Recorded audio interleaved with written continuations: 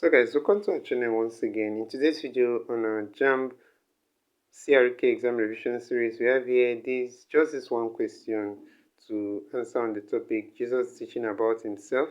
So this video will be about the lamb and the good shepherd. So in short, stay to the end of this video.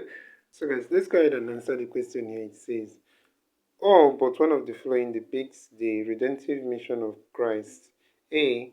Jesus as a good shepherd. B. Jesus as the light of the world. C. Jesus as the living water and bread. D. Jesus as the Lamb of God. So guys, the answer to this question is option C. That's Jesus as the living water and bread. So all the other options here depict the redemptive mission of Jesus Christ, aside the option C, which says Jesus as the living water and bread. And that's it for this question. So guys, this is where we'll end this video for today. If you enjoyed this lesson, please give it a thumbs up.